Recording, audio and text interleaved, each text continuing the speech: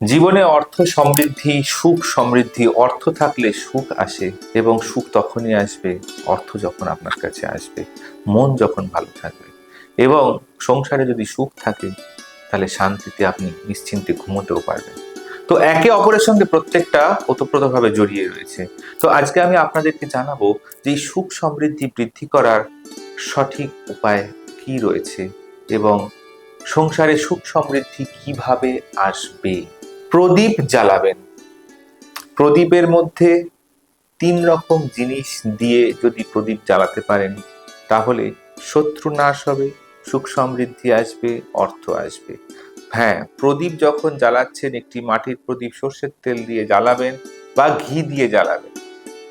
সর্ষের তেল দিয়ে জ্বালাবেন একমাত্র শনিবারে, শনিবার বাদ দিয়ে অন্য দিন ঘিয়ের প্রদীপ জ্বালাবেন। প্রদীপের মধ্যে ২টি লবঙ্গ দেবেন, ২টি এলাচ দেবেন, একটু কর্পূর দেবেন, ৫টা গোলমরিচ দেবেন এবং একটু সাদা সর্ষে দেবেন। আবার শুনে নিন, ২টি লবঙ্গ, একটু কর্পূর, ২টি এলাচ, একটু সাদা সর্ষে, ৫টা গোলমরিচ। এই কটা জিনিস প্রদীপের মধ্যে দিয়ে সেই প্রদীপটা জ্বালান এবং প্রত্যেক দিন ঘরে জ্বালান, ঘিয়ের প্রদীপ জ্বালান, তাহলে দেখবেন আপনার সংসারে সুখ সমৃদ্ধি বৃদ্ধি হবে, সংসারে অশান্তি চিরতরে দূরে যাবে।